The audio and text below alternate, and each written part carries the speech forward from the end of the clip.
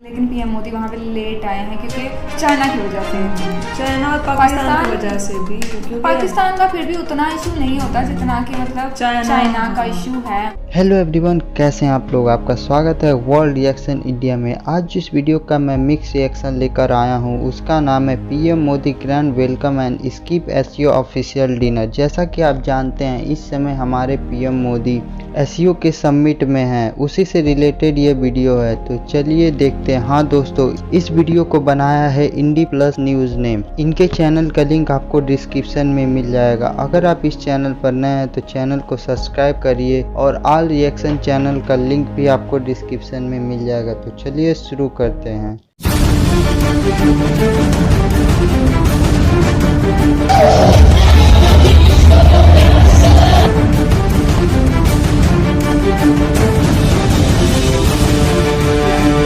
नमस्कार, सलाम, प्रणाम और सुबह के इंडी प्लस न्यूज देख रहे हैं सभी दर्शकों को प्यार भरी सत श्री अकाल। तो दोस्तों, कल देर रात भारत के प्रधानमंत्री नरेंद्र मोदी जी उज्बेकिस्तान के अंदर लैंड कर गए और जो तस्वीरें और जो वेलकम उज्बेकिस्तान के अंदर भारत के प्रधानमंत्री का हुआ है, ऐसी तस्वीरें आपको कहीं भी दिखाई नहीं देंगे।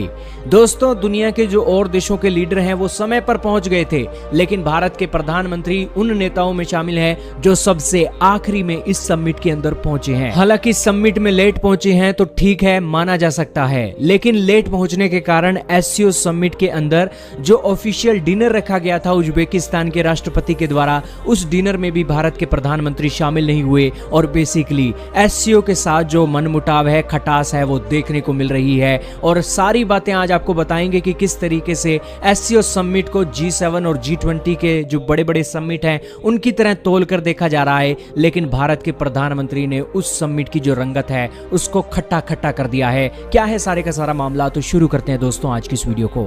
सबसे पहले दोस्तों, वेलकम की तस्वीरें देखिए उज्बेकिस्तान की। उज्बेकिस्तान के राष्ट्रपति ने पैसा पानी की तरह बहाया है इस एससीओ समिट को G7 के समिट की तरह पॉपुलर करने के लिए। दोस्तों, सबसे पहले देखिए किस तरीके से दिवाली का माहौल बना दिया है, जिस हिसाब से पटाखे चलाए गए हैं और जिस हिसाब से खाने पीने के अंदर तरह तरह की चीजें रखी गई थी। अपने आप में ये जो समिट है निराला समिट है, पैसों की कोई कमी नहीं है और उज्बेकिस्तान के राष्ट्रपति ने पैसा फुल बहाया है। लेकिन दोस्तों, भारत के प्रधानमंत्री हो या फिर चाइना के राष्ट्रपति हो, उन्होंने इस समिट को खट्टा कर दिया है। हालांकि चीन के राष्ट्रपति तो परसों रात को ही इनके देश में आ गए थे, लेकिन भारत के प्रधानमंत्री कल देर रात सबसे आखिरी में पहुंचे हैं। उसके बाद उन्होंने जो डिनर की सेरेमनी होनी थी, अलग अलग ऑफिशियल यहाँ पर डिनर की सेरेमनी में शामिल हुए थे, उन्होंने पेड़ भी लगाए थे, लेकिन उस इवेंट के अंदर वो शामिल नहीं हुए। दरअसल भारत की और एससीओ समिट की एकदम से खींचातान तो देखने को मिलती ही है, और वो जो खींचातान का कारण है वो है दोस्तों चाइना। चाइना दोस्तों ऐसा पड़ोसी है हमारा जो हमारी ही जड़ें खोदने में लगा रहता है।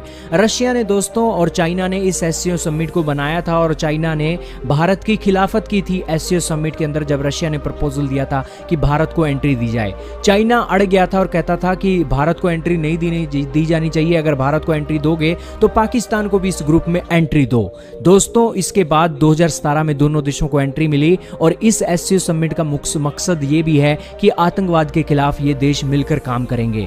दोस्तों, आतंकवाद के खिलाफ मिलकर काम करना तो दूर की बात, इस एससीओ समिट के अंदर चाइना जैसे देशों ने इस आतंकवादियों को, पाकिस्तान समर्थित आतंकवादियों को नाम लेकर कोसना भी सही नहीं समझा है। यही कारण है कि एससीओ समिट भारत के मुद्दों को नहीं उठाता है, तो भारत के प्रधानमंत्री की भी कोई जरूरत नहीं है कि वो यहाँ पर समय से पहुंचे और इनकी जो सेरेमनी है इसमें 4 चांद लगाएं। यही कारण है कि इनफॉर्मल डिनर हुआ था उसको भी स्किप किया गया और जरूरी जो मीटिंगें होनी है उसमें ही भारत के प्रधानमंत्री शामिल होने के लिए पहुंचे हैं। और बेसिकली ये एक खटास दोनों देशों के एक समिट के बीच में देखने को मिली है। हालांकि चीन के राष्ट्रपति ने भी इस इनफॉर्मल डिनर का एक स्किप किया था, उसका क्या कारण है भगवान जाने। शायद तक वो चाइना वाले कोविड-19 से डरते हैं, इसीलिए उन्होंने इस डिनर को स्किप किया। खैर, ये सारी डिटेल निकल रही है, भारत के प्रधानमंत्री ने सही किया या गलत किया, असली कारण क्या है ये तो सामने नहीं आएंगे, लेकिन कयास यही लगाए जा रहे हैं कि भारत के प्रधानमंत्री ने इसी वजह से एससीओ समिट के अंदर ज्यादा एक गर्मजोशी नहीं दिखाई। इंडिया और चाइना मतलब दोनों के रिलेशन इस तरह के है ना कि मतलब वो ये नहीं चाहता था, सीधी बात है। लीड मतलब वो रशिया और ये करते हैं ना, चाइना ज्यादा। हाँ, तो मोदी जी जाहिर बात है वो चाइना एक दुश्मन कंट्री है इंडिया का, इसमें कोई शक नहीं है।